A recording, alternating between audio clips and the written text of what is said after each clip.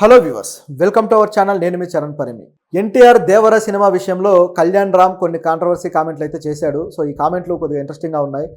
బాబాయిని పొగడ్డం కోసం తమ్ముడిని తగ్గించాడా ఏంటి, తమ్ముడి మీద ఎందుకు ఈ విధంగా కామెంట్లు చేయాల్సి వచ్చింది అనేది ఇప్పుడున్న ప్రశ్న.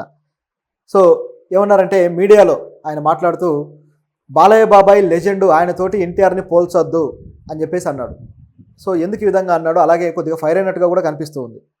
సో బాలయ్య బాబాయ్ పెద్ద లెగసీ ఉంది. సో ఆయనతోటి ఎన్టీఆర్ పోల్చదగిన వాడు కాదు అన్నట్టుగా ఈయన మాట్లాడాడు కళ్యాణ్ రామ్.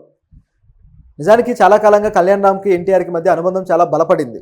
సో ఇంత బలపడి వాళ్ళిద్దరూ ఏ వేదిక మీద ఉన్న అన్నదమ్ముల అనుబంధం ఏ విధంగా ఉంటుందంటే, ఎవరైనా సరే అన్నదమ్ములు ఈ విధంగా ఉండాలి అన్నట్లుగా ఉంటుంది. ఇంకా చెప్పాలంటే వాళ్ళిద్దరికీ ఉన్న అనుబంధం చిన్నప్పటి నుంచి కూడా కాదు, మధ్యలోనే మొదలైంది. సో ఆ మధ్యలోనే ఇంత స్ట్రాంగ్గా మొదలవడం అనేది అందరూ ఆశ్చర్యపోయారు కూడా.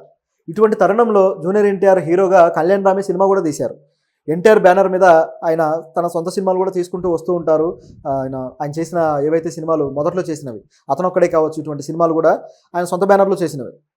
అలా చేస్తూ వచ్చి తర్వాత జూనియర్ ఎన్టీఆర్ గారితోటి వాళ్ళిద్దరి మధ్య అనుబంధం పెరిగిన తర్వాత జైలవకుశ సినిమాని చేశాడు. ఆ సినిమా మంచి బ్లాక్ బస్టర్ అయింది. కాకపోతే అనుకున్నంత బిగ్గెస్ట్ సక్సెస్ అయితే కాలేదు.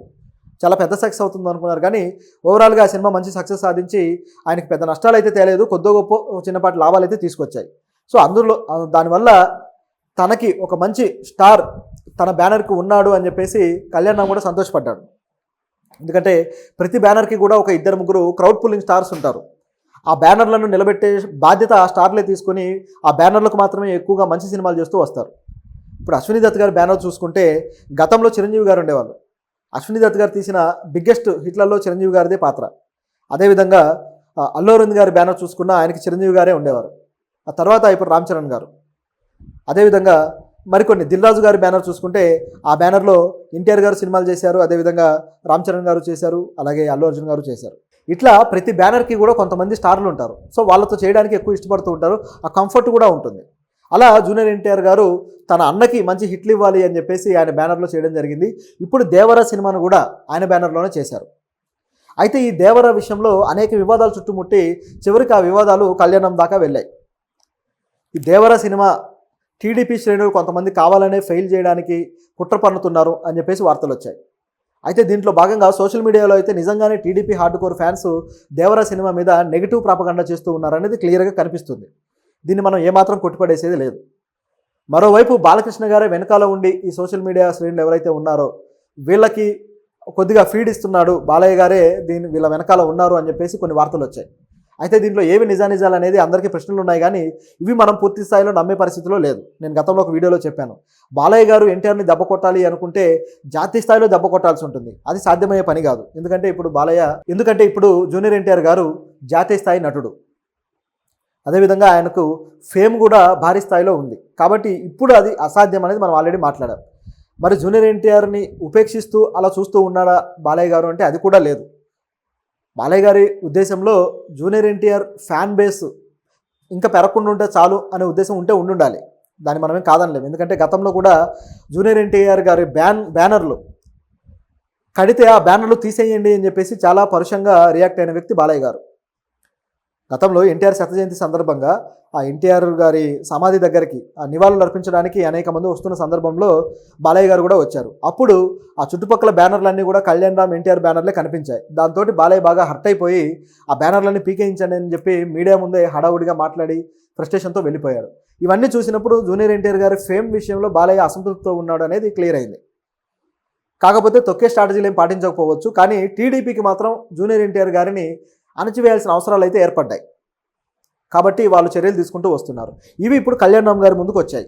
సో ముందుకు వచ్చిన తర్వాత కళ్యాణ్ రామ్ గారు ఎలా రియాక్ట్ అయ్యారంటే, జూనియర్ ఎన్టీఆర్ గారు బాలయ్య గారి కన్నా ఇమేజ్ పెంచుకుంటూ వెళ్తున్నారు. సో బాలయ్య గారి కన్నా జాతీయ స్థాయి నాయకుడిగా ఎదిగారు హీరోగా.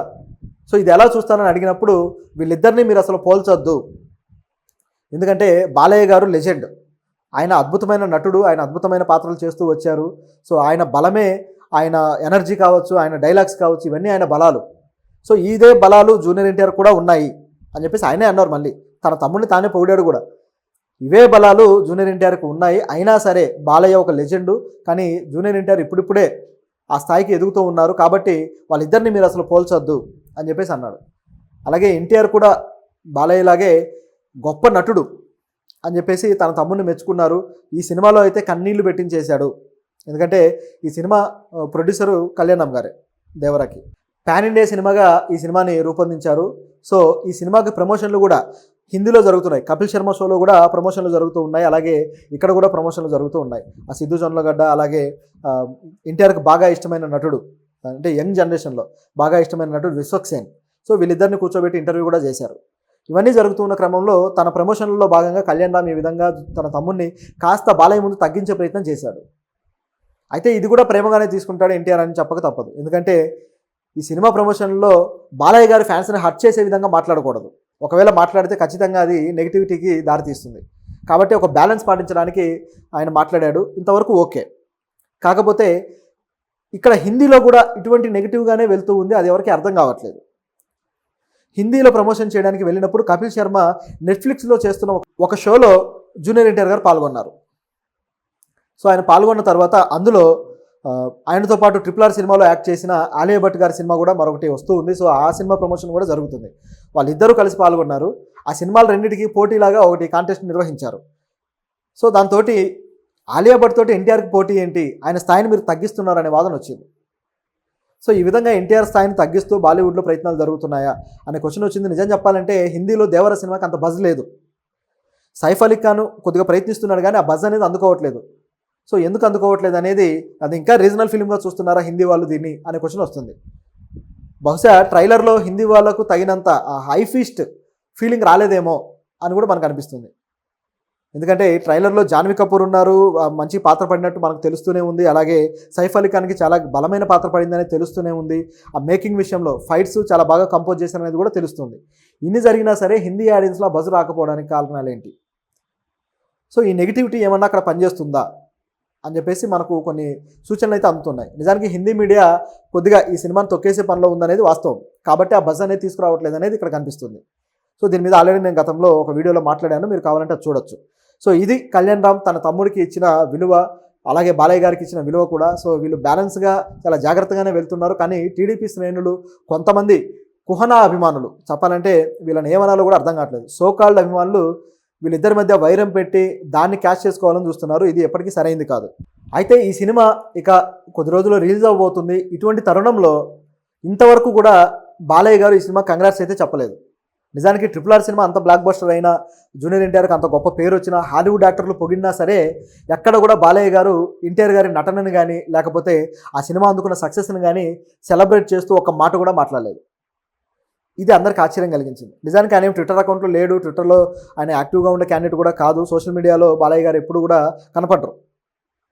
కానీ మీడియా ముందు అప్పుడప్పుడు స్పందిస్తూ ఉంటారు అనేక విషయాల మీద. సో ఆ యాంగిల్లో చూసినప్పుడు ఇక్కడ ఎందుకు స్పందించలేదనే ప్రశ్న అయితే వస్తుంది. ఎందుకంటే తన కుటుంబం నుంచి ఒక నటుడు ఇంత గొప్ప స్థాయికి ఎదుగుతూ ఉన్నాడంటే హర్షించాల్సిన విషయము, అలాగే స్పందించాల్సిన విషయం, బాధ్యత బాలయ్య గారికి ఉంటుంది. కానీ స్పందించలేదు. కానీ బాలయ్య కుమారుడు సినిమా ఇండస్ట్రీలోకి అడుగు పెడుతున్నాడు. మొదటి సినిమా ప్రశాంతవరం తోటి స్టార్ట్ చేయగానే జూనియర్ ఎన్టీఆర్ ఇమీడియట్గా ట్విట్టర్లో తన తమ్ముడిని కంగ్రాట్స్ చెప్తూ, వెల్కమ్ చెబుతూ ట్వీట్ చేశాడు.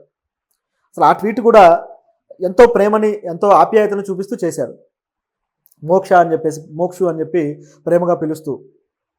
అయితే ఇక్కడ కూడా ఒక కాంట్రవర్సీ తయారైంది. ఆయన పేరుని, మోక్షజ్ఞ పేరుని నందమూరి తారక రామ మోక్షజ్ఞ తేజ అని మార్చిపెట్టడం జరిగింది. సో బాలయ్య గారు నిజంగానే ఎన్టీఆర్కి చెక్ పెట్టడానికి తీసుకొచ్చారనే డౌట్ ఇక్కడ కూడా క్రియేట్ అయింది. ఎందుకంటే నందమూరి తారక రామారావు అనే పేరు తిరిగి ఎవరు తీసుకున్నారయ్యా అంటే జూనియర్ ఎన్టీఆర్ తీసుకున్నారు. సో ఆ పేరుతోటే ఆయన జూనియర్ ఎన్టీఆర్ అంటున్నాం మనం. సో ఆ అంశ, ఎన్టీఆర్ అంశ ఆయనలో ఉంది అని ఆయన ఫ్యాన్స్ అంతా ఫీల్ అవుతున్న టైంలో అసలైన వారసుని నేను, నా వారసుడు మోక్షజ్ఞ కాబట్టి ఆయనకే ఇది రావాలని బాలయ్య ఆలోచిస్తున్నట్టుగా కనిపిస్తుంది. సో ఎన్టీఆర్ పేరుని అందుకే మళ్ళీ తగిలించారు. నిజానికి మోక్షజ్ఞ తేజ అనేదే ఇంత ఉంది పేరు, దానికి మళ్ళీ నందమూరి తారక రామ మోక్షజ్ఞ అనే పేరుని తగిలించడం వెనుక ఒక స్ట్రాటజీ ఉందనేది క్లియర్గా కనిపిస్తుంది. నిజానికి ఇటువంటి పోటీనే గతంలో తారకరత్న కూడా పెట్టుకున్నారు. తారకరత్న, తన పేరు తారకరత్న అయితే అలా కాకుండా నందమూరి తారక రామారావుగా ఆయనే పేరు మార్చుకొని ఒక సినిమాకి దిగారు. కానీ ఆ సినిమా కూడా ఫ్లాప్ అయింది. ఆ తర్వాత మళ్ళీ తారకరత్నంగానే కొనసాగారు.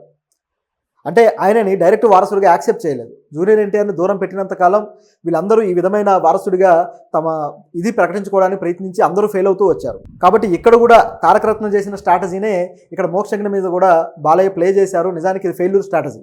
ఇది ఇక్కడ వర్కౌట్ అవుతుందా లేదా అన్న ప్రశ్న అయితే ఉంది.